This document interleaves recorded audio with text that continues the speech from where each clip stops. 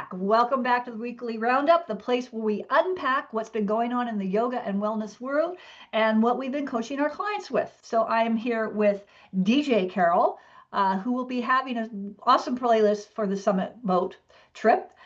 Coach Marija, our newest coach Marija, who just opened her own studio. So she is experiencing in real time all the things we coach towards. And then, of course, our mysterious founder, Josh Barrow, who magically suddenly disappeared.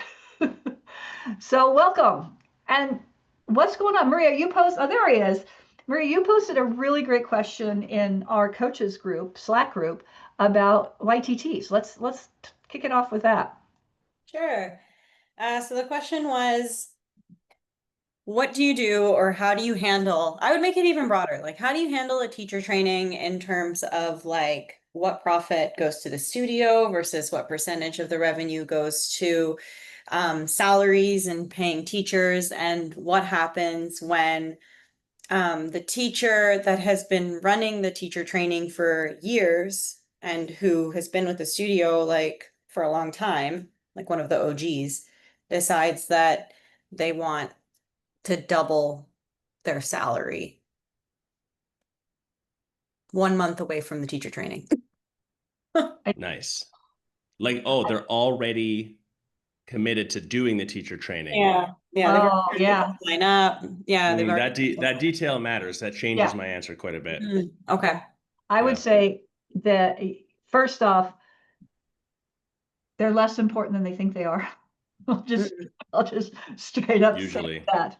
Usually, I mean, my other thought is now that we know it's a month away, I'm feeling that maybe it's like she doesn't feel like she's being fair. It's either you give me the money or I'll walk away. It gives her the reason to say, no, I'm not going to do this. And maybe she just doesn't want to do it. And one way to not do it is to demand more money. And then if they don't meet it, then it's like, well, you're not going to pay me, so I'm not going to do it. That was my thought when you added that in. If she's doing it a month out.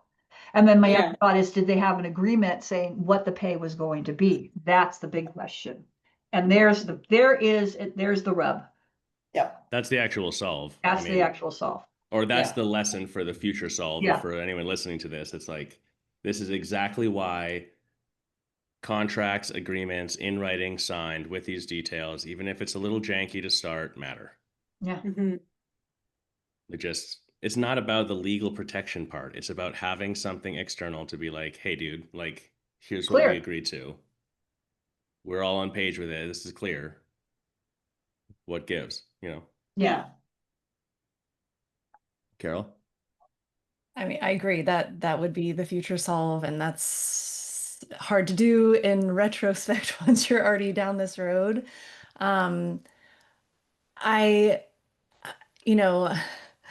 I suspect that there's so many different ways to like allocate money for a teacher training. And it really does depend, like, is this person doing the bulk of everything? Are they just coming in for a couple of hours to do, it really depends on the workload. And this goes back to why the agreement is important.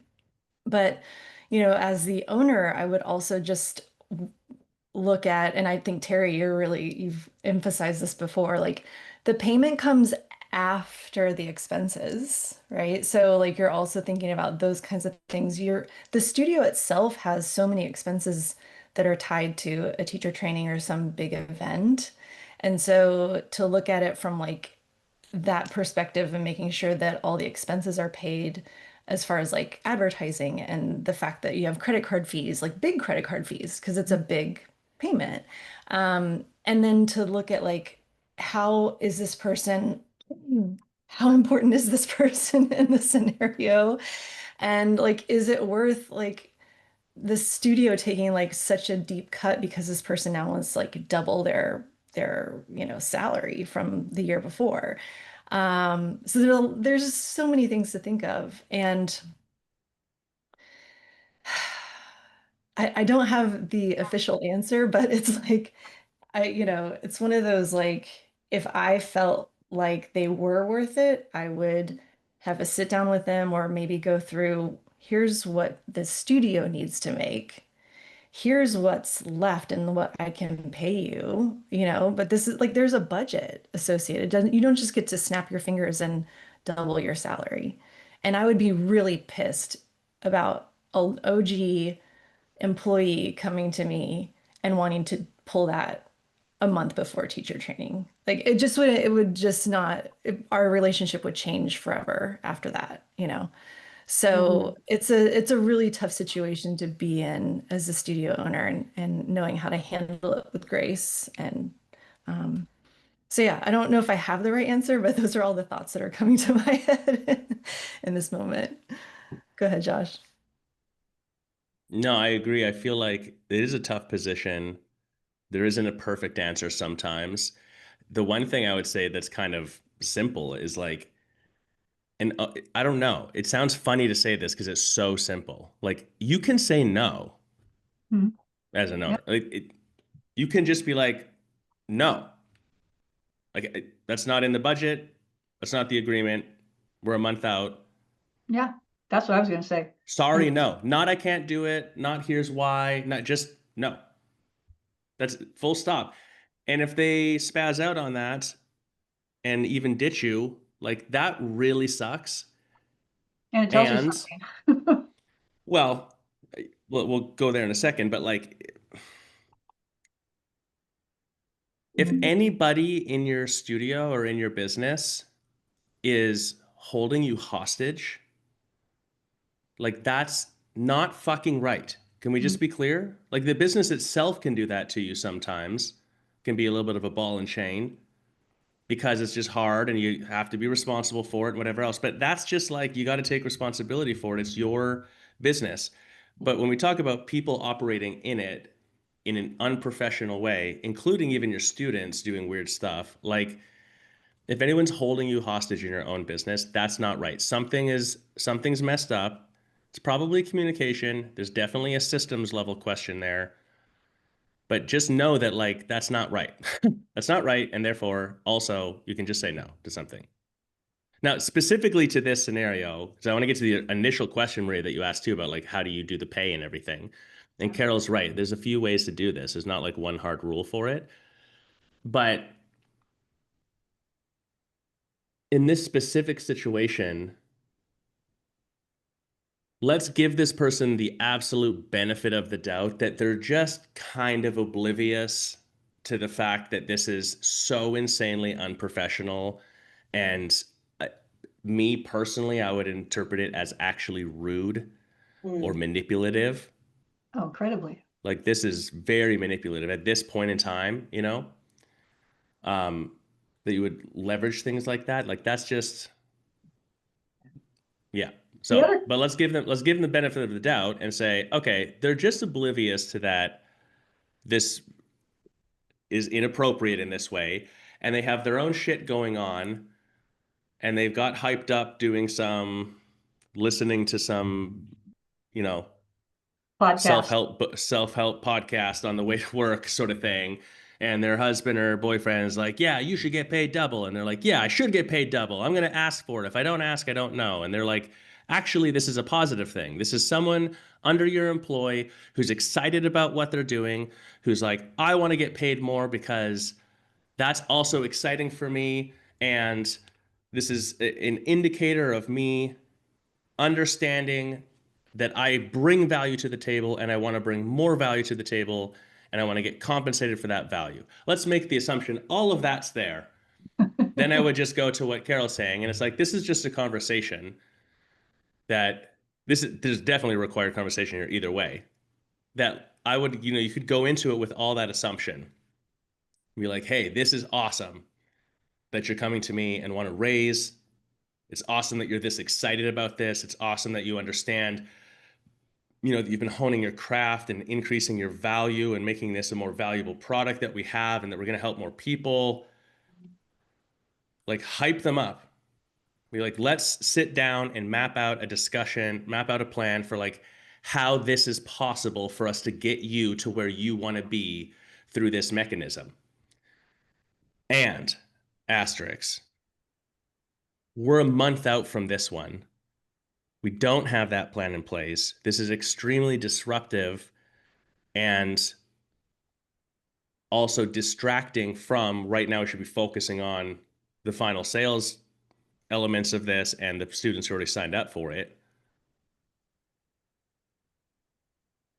So we're going to have to get through this one. Like, I hear you. I value you. Yes. I'm super open to being creative and finding a solution for this. This is the incorrect time for that to take place. Like, let's get through this one and then have that discussion. The other thing I wrote down is like, why now? That would be about, it's like, you know, obvious. I'm assuming they've been planning and have been promoting this YTT for several months now. Decided there was a decision, let's do a YTT, blah, blah, blah. Why now? What has changed? Because I'm thinking something may have changed. Is not up. Yeah. Carol says, Carol, I mean, yeah, I agree. So something has changed.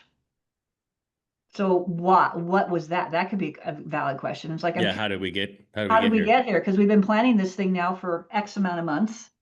Carol, read your comment though. This is important. Yeah. So if it's the studio owner that I'm thinking, because if it's the different person, then this is happening with more than one person. It's great we're talking about this. But the manager that is running this teacher training is not upping their game, and they haven't been adding value really, and like increasing their knowledge, etc. And on top of that, my understanding is that last year or the last teacher training, the person did not follow the guidelines as the owner expected them to. So there's a whole bunch of it just goes back so much to having the expectations written down and a contract in place, because it blows my mind that it's like ding after ding after ding on this person, and now they're like, but I want double the pay. Like, no. Yeah. No. Yeah, I mean, especially if there's a history. This is the thing that's hard. Like, as coaches, we deal with this a lot, these conversations, because they're common. From an external viewpoint, and it sounds like we poo-poo on staff all the time, but that's not really it. Owners don't manage staff well very often, or are missing some of the elements, or at all, and are missing some of the elements that could make a better equation too. So there's multiple components here, and it's really interesting how often, because I would say that it's not just often, it's like common. It's like most of the time, 60-70% of the time, there's someone in a studio that has multiple occurrences of the same sort of theme of incongruency with what's happening in the business, and they're still there for 4 or 5 years, and they're like a pinnacle player in the major teacher training that you sell and make $100K a year off of. Like, that's so fascinating to me. It's like a weed. It's not about them, the person. It's like they're just not aligned. So either you've got to get them aligned / you got to align with them, or they're just not the right person for you and for your business. They might actually, it's not even to say that they're not skilled or not nice or they're anything. It's just like that alignment that's not there. It goes on for so long. And then these are the things that happen. It's like, we're a month out, double my pay. This is a pretty insane ask. It's gutsy. I like that part of it. I respect the guts. But like, also, what the hell? What are we talking about here? And then back to the original question is, how do you compensate for YTT? And like, so there are several, that the one and only YTT I did right before I sold my studio, I needed to do, it was a 26-2 speaker training. I didn't want to do it. There was the 2 teachers in my area who did. So it was very simple. I just did a revenue split after I did a net on net. It's like they got 70, I got 30 after expenses. So I walked away with about $12,000 for basically what I, promoting it. I sold it. I did all the sales. I think they got maybe one person sign up, but I was fine with that. I just didn't want to run it. So yeah, if they really actually handle the whole thing and don't debrand you and do a good job, and it's like you've outsourced this completely, then it makes sense that that person's paid a lot. The problem that's happened in the yoga world, and I see this right now happening in Pilates actually a lot too, it's really fascinating because it's like becoming more prevalent, and we've already experienced it in the yoga world. Bar less so, but like boutique hit fitness gyms, small micro gyms there as well, where like this external person comes in, or an internal trainer who's like specialized in some way comes into the equation and wants to participate in a special event, a workshop, a training, a whatever. And then from their viewpoint, they think that they own the IP, that they're the draw, and that they're doing the work. And so they ask for 80%, 70%. But when you objectively look at it,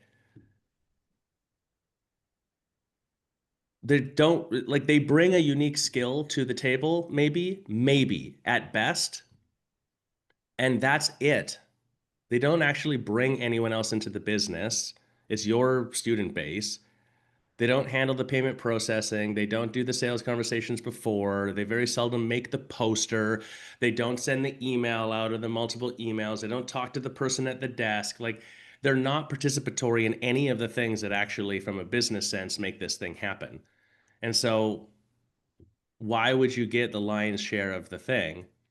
And it's very rare. I mean, extremely rare that someone, in fact, has a unique intellectual property, craft, skill, etc., that couldn't just be replaced by somebody else almost immediately. It happens, it's just very rare. So it's an interesting equation that we just see all the time. This is a long-winded way of like, what do you pay? I think first off, you need to have a budget. Most teacher trainings when they start don't have a budget. There's no plan. And so you don't know what to pay. And then you're at the mercy of like, what do you think the market pays? What does the teacher ask for? They want to pay hourly plus a bonus, or then there's a split or whatever else. People don't want to talk about this because it would be counter to the standard narrative, which is if you run a teacher training, you make money. And this bullshit narrative out there of like, you make money in a yoga studio because you run teacher trainings, not because you have membership. People actually still, not 2 weeks ago, I saw someone post in the studio owners Facebook group, not ours, something to the effect of like, well, we all know that, like a studio doesn't make money. It's from doing your trainings. And I was like, holy fuck, are people still saying this in 2025? Like, wake up. That's the dumbest thing I've ever heard. Anyways, I'll get off my soapbox there. Just, you have to have a budget. The unpopular thing, because it's counter to that narrative, is that our data, which was limited, of course, says that 3 in 10, like as much as 30% of teacher trainings that launch lose money, especially in the second and third round. You get a false positive in the first round because if you've never run a teacher training and you've got years of student base built up, then you run one, all these people come out of the woodwork and do it, and you're like, people want teacher training. But that was it. That was the group. And so then your second one, you go bigger and half the people are there and it's a struggle to sign it up. And the third one is half of that still, but your expenses go up and the people running it ask for more and you lose your shirt. And there's nothing worse than taking in tens of thousands of dollars from a client and then spending more than tens of thousands of dollars paying out to service it, because like you also can't refund that money at that point. You get stuck. It fucking sucks. So what can you pay? We can go into more detail there, but like step one, wrong question. What's the budget? Have you priced it correctly? Like you might have shot yourself in the foot by pricing it wrong and your budget looks way different then. And also not only what your budget is, what do you want to make net profit? That, because then you can sort of re-engineer it too. It's like, I need to make at least this. I know I'm going to have to put about approximately this much time in. And the other thing I think oftentimes owner, and my bandwagon about, the net expenses, subtracting out anytime you do a workshop, anything, you take out all the expenses. And what is the net you want to make is, I think oftentimes I see this with studio owners, they don't value their own time. They're like, oh, I'm going to do No, this. they put no amount on it. And it's like, your time is worth something, even if you're doing it yourself. I tracked my time when I was getting ideas of how long it took at $25 an hour. And so I would bill, and I knew to do a workshop, it was about 2 hours of admin time. Yeah. So I always backed out $50, right? If I was doing a split with somebody. So I think that's the other mistake people make, is they don't, especially if it's the first one, there's a lot more work that goes into the first one. Because once you've got Yeah. the manual and all of that, then it's just sort of rinse, repeat, recycle kind of thing. So maybe the first one you don't make as much, but again, if you do it right, eventually you'll start making a lot of money. Marija. Is that generally like how you go about calculating the cost of teacher train, like the price of teacher trainings and workshops and retreats and stuff? Like, do you normally just like reverse engineer it? Like, this is how much it's going to cost me to run this. This is how much profit I want to make. Add those numbers. This is how much I'm going to pay myself. And then that's how much the program costs. That's what we would do coaching. We would start there. It's an imperfect science. The reason this seems strange is that, like, it's pretty paper napkin math sometimes, and we don't know if it's true. But the idea is having a plan. And it's as simple as, if you've really done it well and you have used your wisdom and previous experience and done the research, even if you get some of it wrong, you'll be okay. You'll be buffered for it. The problem is when people just launch and the price is just made up based off of what something else they saw in the market, and what they pay teachers is just like what they think feels good in the ether, and there's no other anything. That's where you get into trouble, and that happens a lot. And that's also where you, by accident, do things like not have an agreement and then have your core teacher a month out ask you to double the pay, because they have no context of the situation at all. And it's actually not their responsibility to. Right. But you haven't created the context for them. The fact that this teacher thinks it's appropriate to do this beyond the like unprofessional part of it is also an indicator that this owner, whoever set up this teacher training, has not clearly communicated not only the expectations, but the context of what the role of that person is inside the teacher training. And so I can almost guarantee, have two different visions of what their role is, what they're responsible for, and the real value that that is in the whole equation. The owner might think like, this is just someone who teaches these modules because they know this stuff. And that person thinks, I'm bringing my 10 years of special experience from my special trainings with my special viewpoint, with my special voice, with my special whatever. And you can't get another version of me. And that's why I'm valuable. And if you took me out of the equation, your teacher training implodes. And that incongruency is what allows a situation like this to happen. Right. So who's responsible for the congruency? The owner, actually. That's the like tough love part of it. Yeah. Here's pricing. So for teacher training, we do this with retreats too, when we're mapping out a retreat. But here are the couple things that I think are a bit hidden, right? One is, yes, you have to, like, not you should, not it's a good idea, not profit first, plan for profit. You are a business. The teacher training is a product. And so it doesn't make sense to run something like that without a plan for profit. Not your pay, profit, separate. It doesn't make sense. Why would you do it? And so there are actually reasons, but then the whole equation looks different. If you're running a teacher training because you're like, I just need 2 more teachers right now, don't run a teacher training in the standard format. Run a mentorship teacher training one-on-one. Charge them $500 just to get them to have some skin in the game and do it. Like, you're solving a different thing at that point. But so profit, it's like the profit first concept would be, you have to decide on a profit margin. So it's not going to be a number, like you can calculate a number, of course, but make the number a percentage. And I'll give you the answer. 10% is the abso-fucking-lutely minimum. If you cannot go lower than that, you can't say we're going to have 2% profit, 5% profit, because something will fuck up and that will just poof, it's gone immediately. 10 is the minimum. In my mind, for a studio, 15 to 20 for stuff like this. Because honestly, if you did a quick calculation, what do you think the average teacher training price is right now? 3,000? 35? For a 200 hour, probably not online, probably about, I would say an average of 3, depending, you know, they got early bird this. Marija, what are you saying? Probably around 3,500.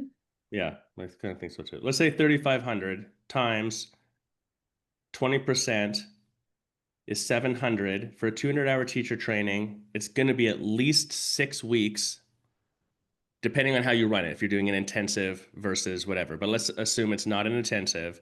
You got at least 6 weeks of weekend time or evening time or whatever, and let's add another 6 weeks on top of it for prep, sales, whatever, which is pretty low. Right. It's actually more than that. So now we're at 3 months. You're at 1 quarter, basically 12 weeks. So 700 divided by 12 weeks is $58 a week, times, if you get 10 people, you make $500 a week. So the question is, what else can you sell that makes you $500 a week? Yes. Here's one more membership, a yoga mat. So it's not to say that it's not worth it. I'm just saying that's at 20%. That's actually pretty good. Mm-hmm.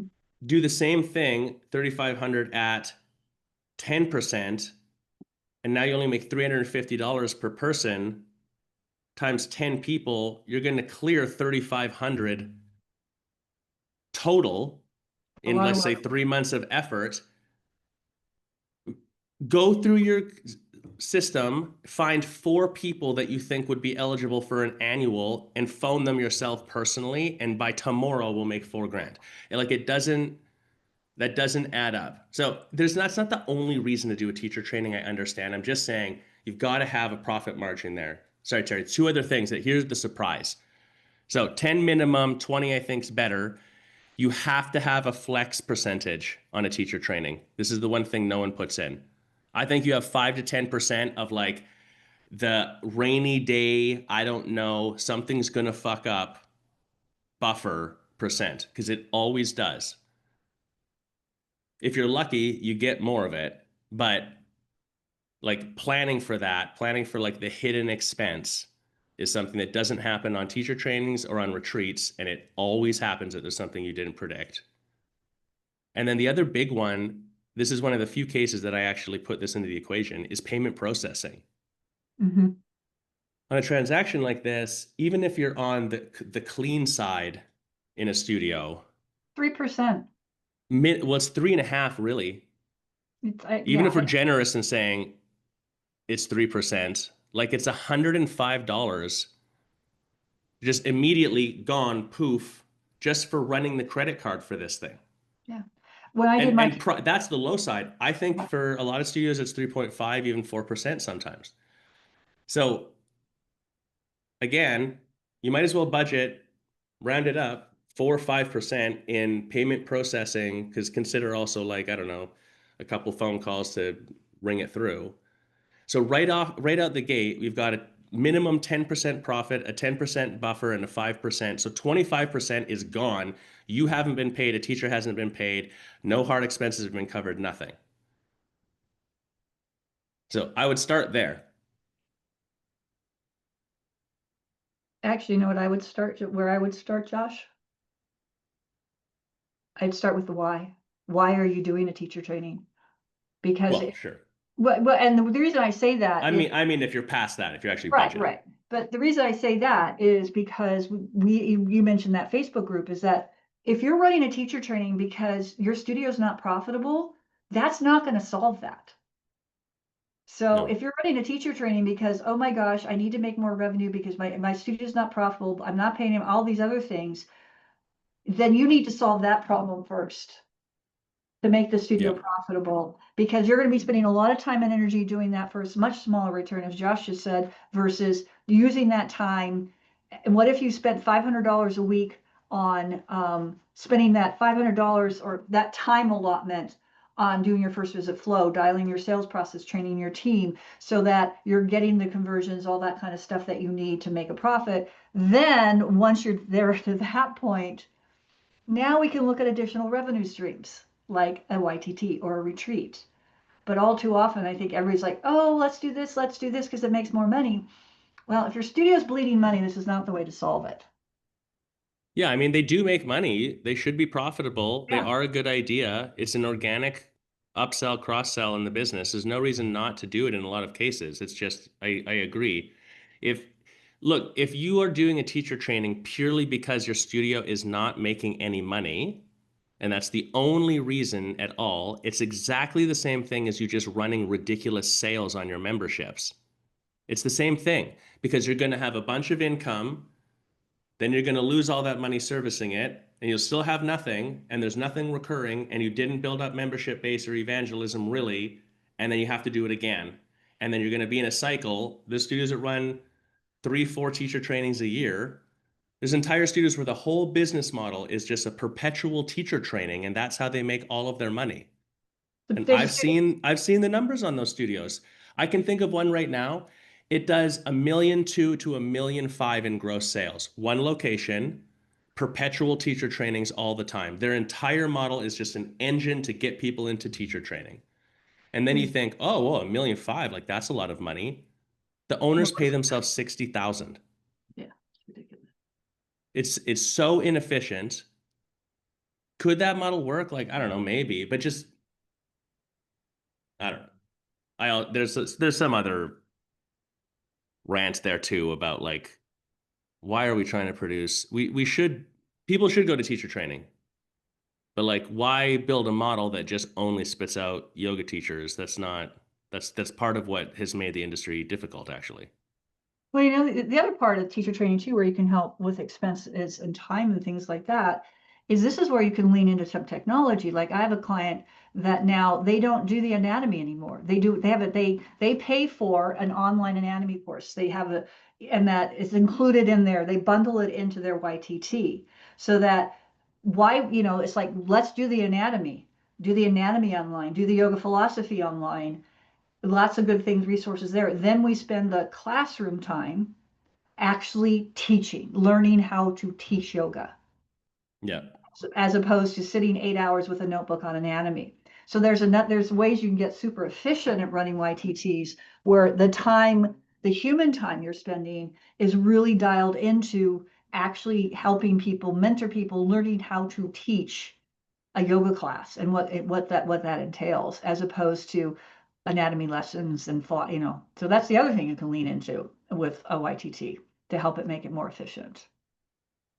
I think what you're describing, Terri, Carol, I know you and I have talked about this. We're curious your take on it, but like this falls squarely into that category of like the misunderstanding or like the detail that isn't understood is maybe a better way to say it, that you will come to eventually, right? It's an experiential thing, is the systems level thinking concept. It's where you're looking at a teacher training often still the way you're describing it as like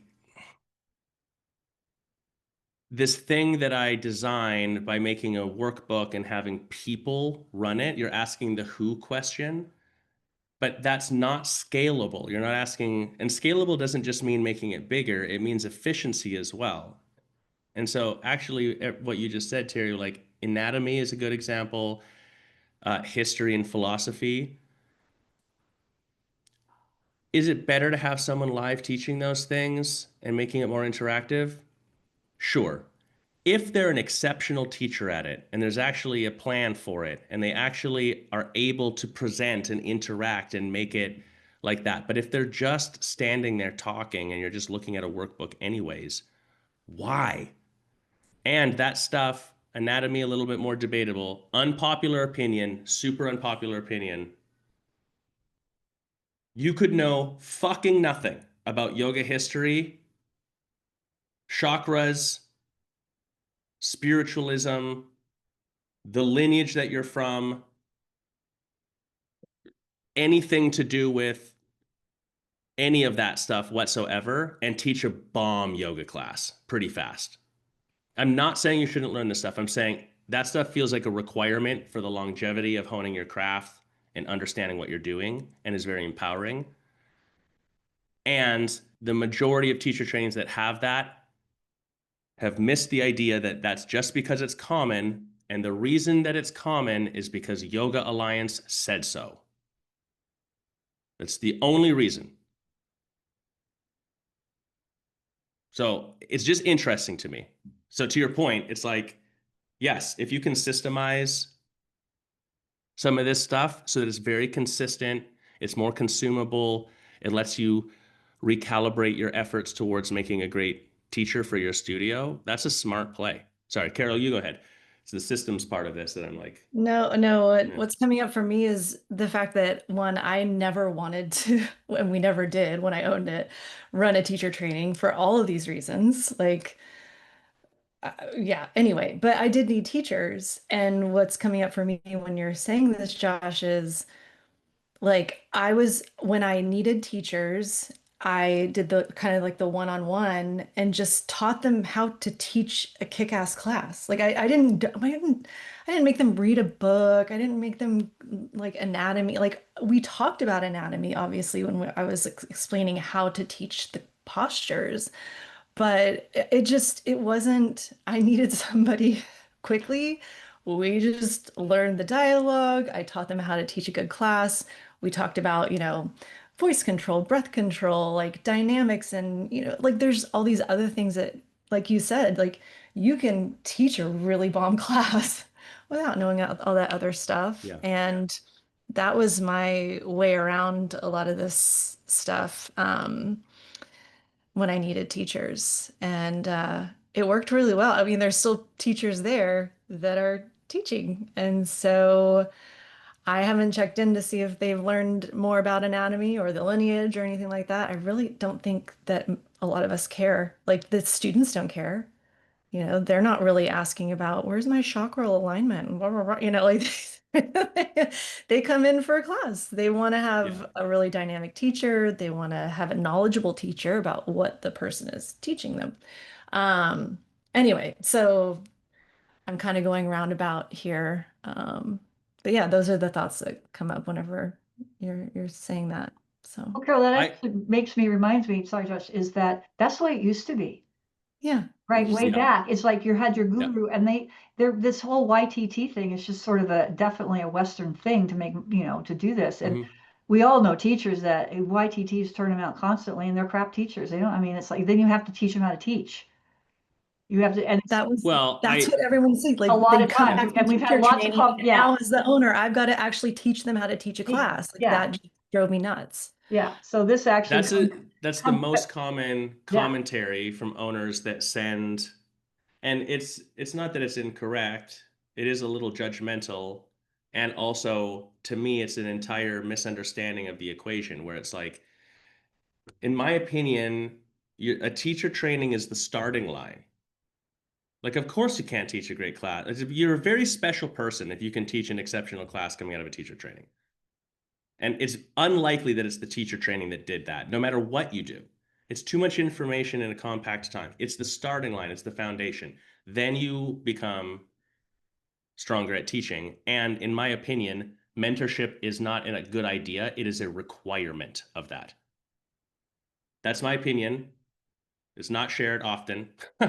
Like I know that in the yoga world, especially Pilates world too, there's this thought that like if you've just been doing it for a long time and you continue your own practice and your own study, that you're just going to become very good. And that is true. Those things make you better. And if you want to go like to a whole nother level, my experience is being mentorship is a requirement. Because I don't see how you do it otherwise.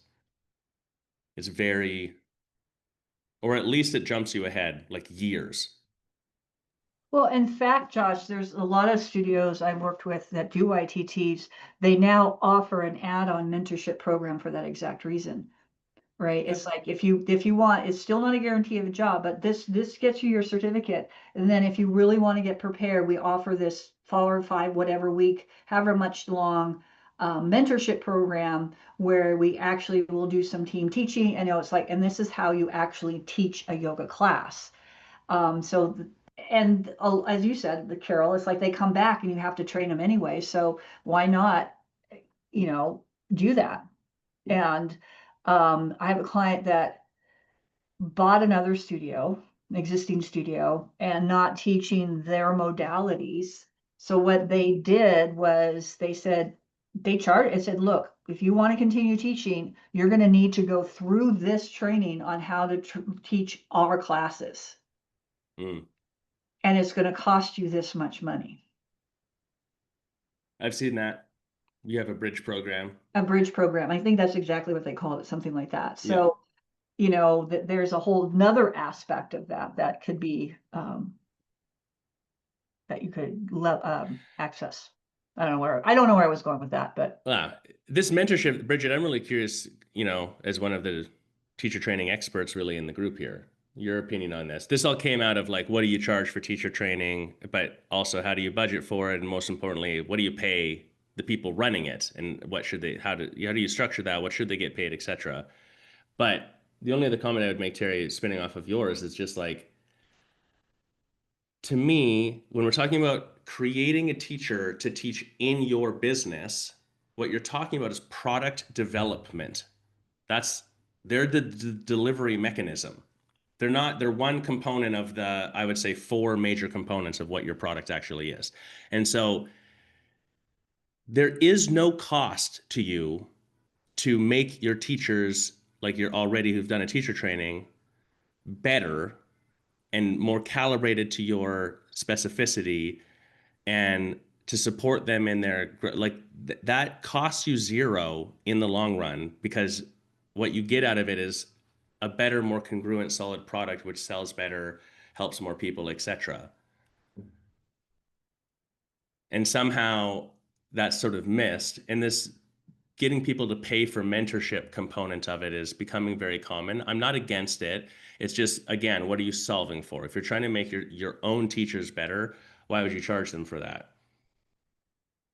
If you're offering it as something that people are just interested in as a teacher, as a side product, different thing.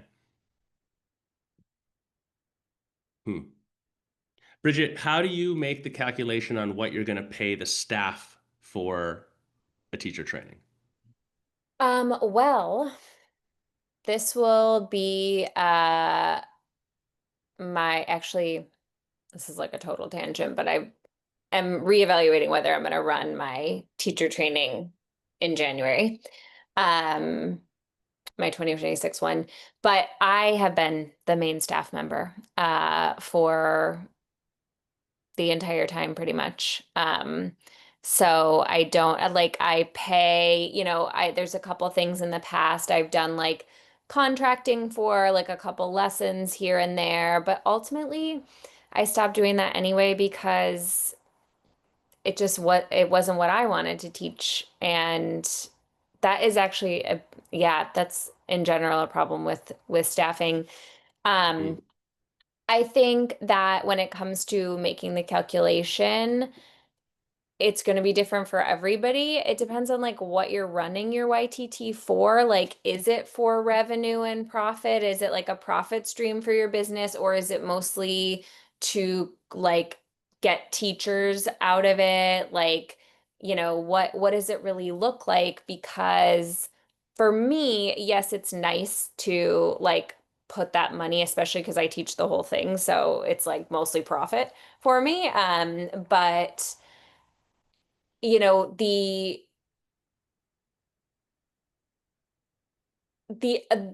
really good part of my training that has come to be is that it like provides teachers for me.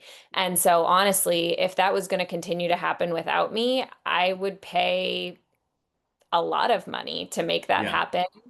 But yeah, so I think it's a little bit different for everybody, and ours are really small, like they're focused on creating like great teachers for our community.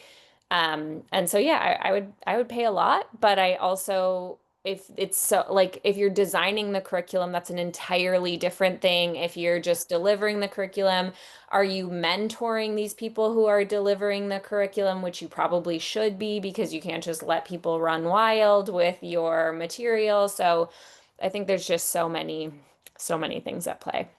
It's such a good point you actually said in the beginning and then kind of reiterated here, Bridget. It's like, I think that one of the things that's missed in the potential of what could be done with stuff like this, and where it's a bit tricky as your average, Pilates, yoga, HIIT, gym, studio situation. The truth is you're not at a total revenue level most of the time, and especially in the beginning, that can afford you to pay at the level necessary to get the person who can just do this for you all the way.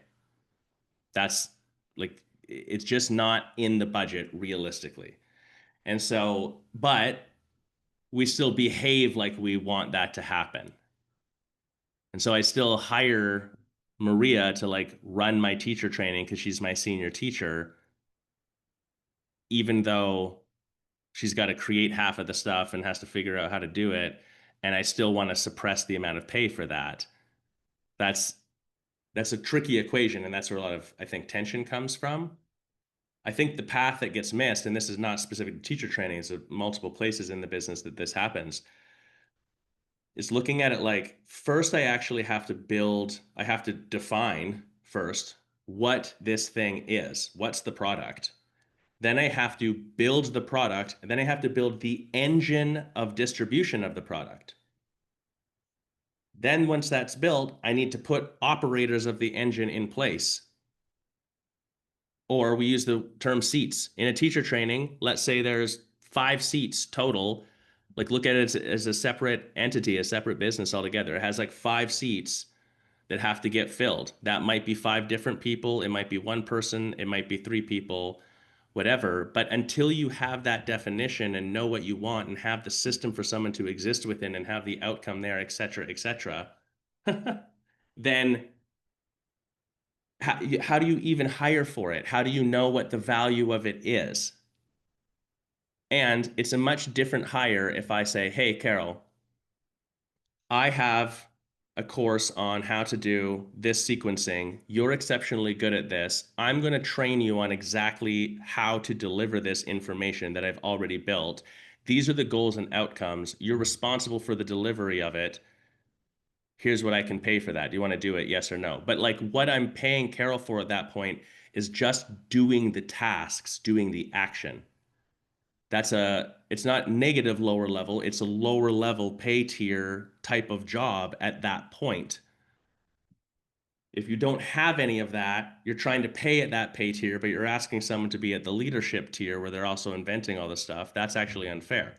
And so that's where it's tricky is, I guess, whatever, to go back to the point, it's missing the idea of it's not about hiring the right person if you really want to do this seriously. It's about developing the right system and machine for it to happen. Then put the person in, one before the other. Let's take this another direction. How do you sell something like a teacher training? More specifically, I've been working on recently a lot, like objection handling and making the offer up front and understanding how to pitch this sort of stuff. Because the truth is, teacher training is a great example of this. You'll get a lot of people who are interested. They'll come to your info session. They'll be on your email list. They'll tell you they want to do it. But it's also like, it's not just the $3,500, or I've seen teacher trainings $4,000 or $5,000. It's not just that dollar amount. It's also the commitment to what it is. It's like, it's a huge time commitment. There's a scheduling necessity. There's a energetic, mental, emotional commitment that's going to go into it, like just giving attention to it amongst all the other things in someone's life. So it's a big sell, actually, which means there'll be someone, but it's far less likely that you're going to get all of your people signing up by just being like, cool, I've always wanted to be a yoga teacher, charge my credit card. It's going to require some conversation. There's going to be some sales conversation going on. So how do you sell teacher training? I don't know. I'll spin it to you guys first. I pretty much sold my training out just by Carol, I know you love Bikram. I'm doing this training. You'd be an awesome teacher. Asking. I mean, and getting recommendations from teachers. I do, you know, all the emails, all the marketing, the Instagram, all that kind of stuff you got to do, obviously, because you might pull somebody in from out of your area. So that's another reason to do that. But I think most of it is coming from internal. I just feel it's like those face-to-face conversations, and just asking people and saying, "Would you be interested?" And info Solicit the sessions are, conversation. yeah, elicit the conversation. You just ask. I mean, yeah, it's not going to sell itself. You just ask and say, I think you'd be a great teacher. We're doing this training. Or I know you like to, you come to all our workshops and you love the depth of the practice. We're doing this training. Why don't you just take it to deepen your practice? Like I also ran my top spender list, and those are the people I approach too. The ones that buy everything. Yeah. So, I mean, that's how I did it. And I think that's still again, doing all that other stuff is important too, but it's just, you just got to actually talk to people about it and have the conversations and talk about it during class and why we're doing this and being part of the team and the community, all that kind of stuff. That's what I do. Yeah, I think it's realizing that in any sale, it's the responsibility of the salesperson to get the conversation started. That's wildly misinterpreted or not understood in most studios. I was at a Pilates studio here and we were talking about exactly this, because they have the standard funnel where you've got to pre-book a private session for 30 minutes to like learn about the stuff. And then that's also theoretically the sales moment, where then you buy the thing, X number of sessions. They don't do a membership in the traditional sense, and go from there. And what we encountered was like, they would do that like orientation session, and then the highest salesperson, which was the owner, would just be like, well, so do you want to sign up for like a 10-pack? That was the whole pitch. And the rest of them, they had a really high percentage of people who would go all the way through doing that orientation, and then they would just buy, they have a 3-pack. They would buy a 3-session because they already did the orientation, so they're kind of already in, so they did want to buy something. But when we looked at like, why is that happening? It's not that they were like trying to sell them something or making an offer or even just explaining the packages or anything at all. And then the person was like, now just buy a 3-pack. It was that they were just saying nothing. They just made this assumption. When we asked them, they're like, well, the person's here and they're doing the orientation, so like they'll just tell me if they want to buy something and what they want to buy. And it was just such a perfect example. Same thing in a yoga studio. Oh, if someone wants a teacher training, like they'll just come to the desk and ask me about it. No, they won't. Like someone will, yes, but no, they won't. Same thing. I came in on a drop-in. That means I don't want the intro. And if I did, I'll come and tell you about it. Nope, not how that works. You have to start the conversation.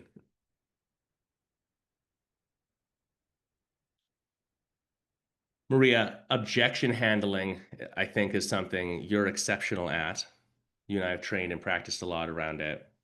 Teacher training is a good example where, okay, you've got someone who's interested, they're bought in on like wanting to do it, and then you get to the end and you're going to get often, despite them being like, this sounds cool, yes, I can make the dates work, I've always wanted to be a yoga teacher, I'd love to learn more about my practice.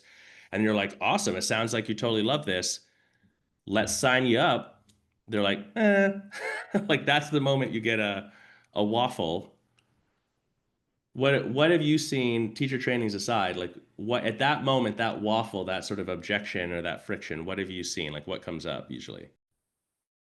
Outside of teacher training. Sure. I mean, any sale, it's all the same. Like there's only 3 or 4 objection types really. Yeah. I mean, well, there's usually some sort of apprehension. There's some sort of fear, something that we haven't clarified, I guess, that creates that moment of hesitation or friction, right? So just like, agree with them in a way that like, hey, like, yeah, I totally get it. This is a big decision. Like, We're talking about signing up for something. It's a commitment of your time and your money. Repeat everything back to them, right? Like, it sounds like you're super interested. It sounds like, this is a great next step for you for your own personal practice or your professional development. It sounds like you're, super interested in everything. Like, what am I missing? Kind of just like reframe everything that they've already said to you, repeat it back to them, and point to the elephant in the room and just say, like, what am I missing? Yeah. That's such a good one. We always talk about the elephant in the room. It's like being willing to say the thing that no one says. Not in a jarring way, but just like there's like a feeling that's going on. You know that it's there. You know that they know that it's there. It's alleviating if you just point right at it. Mm-hmm. Like, we use that technique in a few different ways, but the one that you're demonstrating too, it's almost like, yeah, you recap the whole thing and then just call it out. You're like, I don't understand. Like, there's something that I don't get here. But what do I not understand? But I think most owners, it's like they would, or not owners, most salespeople for a teacher training as example, would be like, oh, Terri, you'd be great at it. Yeah, I've been thinking about it. Cool. Well, why don't I sign you up? You just go for the kill right away. And like, it's not that it can't be like that. It's just that then if you get some friction, you gotta work backwards to sort of fix what you've missed, which is why and benefit and etc. I think the other big thing that I would put on the table here, and then we can kind of finish this up, is objection handling. Doesn't matter if we're talking teacher training, a retreat, selling a membership, a 10-pack, selling your intro pass. Because it's not going to make sense when you get an objection sometimes. Carol comes into the studio. Carol physically got to the studio, has already purchased a drop-in for $30. The intro is $39 for a month. And Carol will be like, I'm not sure about it. Like, that doesn't make sense. And she lives across the street in the apartment building. You're like, what the fuck are you talking about? And so the objection is not very often what they first say, like the price thing or whatever. Like, there's something else below the surface. And so there are multiple techniques for how you do that, but it all starts with one simple principle, which I see at every studio. Terri, you can attest to this for sure. Every studio we go into, Carol, you too, all of them, it's that the person leaves the conversation too early. Like, the principle is just stay in the conversation. That's it. Like, I think for most studio owners, most salespeople, it would blow your mind how often you'll close something just because you don't run away. It's not what you say. You didn't give a deal. Maybe you said nothing even. It's just you didn't like get uncomfortable and run away from it. You're like, I'm just not sure if I'm going to like it. Okay, well, you can just try it out, and then after class, we'll see if, just let me know. See ya. Like, you just told them, like, yeah, you're right. I'm not confident in this either. Don't buy it. So all other techniques aside, it's like, just stand there. Don't leave. Stay in the conversation. Yeah, saying nothing has more often than not worked out to be positive for closing sales. Just like sitting there and looking at them. And then they're like, you could see the balls turning or the wheels turning in their head, and they're like, okay. Yeah. Everything you say is a suggestion. This just happened. I had a client yesterday. She was at the owner. She was at the studio at the training a new front desk person. The phone rang. And this is similar to this, and the woman called, and Marija, the client, knew exactly who it was because it was someone on her staff had a problem with the initial sale, ringing it up. So she was familiar with the person. And the woman said, oh, I just my membership just renewed, and I've only come 5 times. So initially the owner said her first impulse was, her first thought was she wants to cancel and get a refund because she didn't know it was, and all of the. Oh no. Right at the punchline. The punchline is, she said, well, I didn't realize it was monthly. She said, can I just get an annual? Yeah. And the owner's like, sure, want me to put it to you? Yep. I'll take the monthly fee off the first payment and just charge you the difference. She said, oh, great. Yeah. So that kind of is a story about sales, and that sometimes you just, you have come 5 times, repeating back what the person said. She didn't go, right, is there a problem? It's like, yeah, I've come 5 times. How may I help you? Get out of your own way. Get out of your own way. That's a good example of getting out of your own way, kind of thing. And actually, we used to use this technique. It's similar. I was trained, but because realize, guys, I'm old. I'm really old. I've decided. It's called PBR. Pause before replying. And it's the thing about being comfortable with silence. It's like, oh, well, I think it's just going to be, gosh, that's really expensive. And with a lot of but we can work a deal or something. Someone might say, oh yeah, that's really expensive.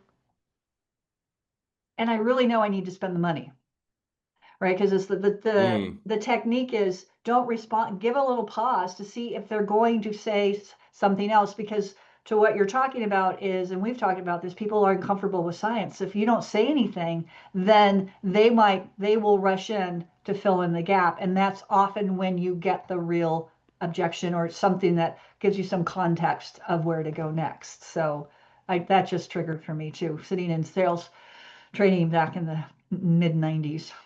It's a really important technique, and one that, if to be really excellent at sales, enrollment, whatever, should be well practiced. It also is hyper useful, especially as a manager level or an owner, in dealing with tension within your employees and staff.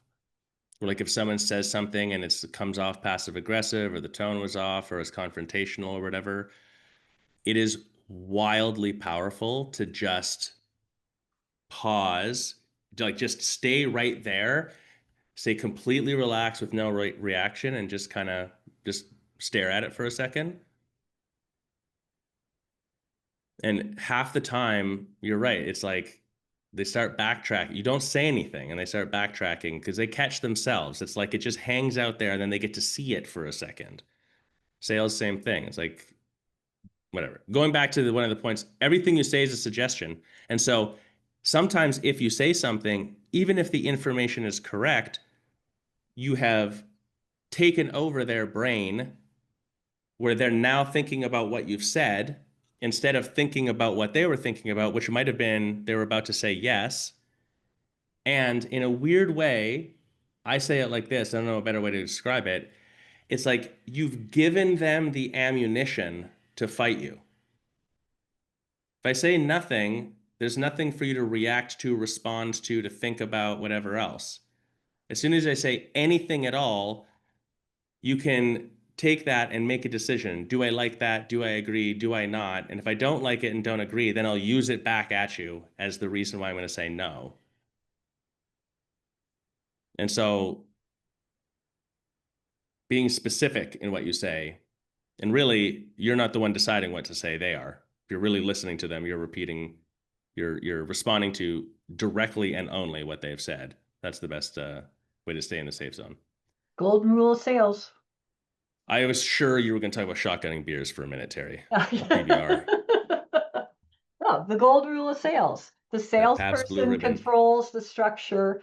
The buyer is in charge of the context. So you can't respond unless you have context. Yeah. So, well, absolutely. I think on that note, I think on that note, we got to wrap. What do you guys think? Yeah, let's wrap it. Tomorrow, we'll post it in the group as well. We're doing an info Q&A live, so I don't know what I named it, about the Yoga Business Summit. Oh, Coming up yeah. in November. A few people have been asking questions about it. So we're gonna do a live thing. We'll talk about like, is this for you? Is it not for you? We'll give it to you straight. What exactly happens sort of behind the scenes, some frequently asked questions, and then obviously Q&A or whatever. So take a look for that. If you miss it, watch the recording. Yes, and if then you have sign any up. suggestions for DJ Carol's playlist for the boat ride, I send them up to her all year long, don't I, Carol? You do. Some of them make it on the playlist and some of them don't, because it's very curated. So anyway, that's a wrap on this week's Weekly Roundup. Tune in every Friday and make sure you subscribe to Studio Cult TV on Spotify, iTunes now, YouTube, or wherever you're listening from. We'll see you all. Actually, we'll see you tomorrow for our special edition Q&A for the 2025 summit. And I know you're all thinking, I want to have my plan dialed in by the end of the year. Come to the summit. Your 2026 is done. It's a wrap. Bye, guys.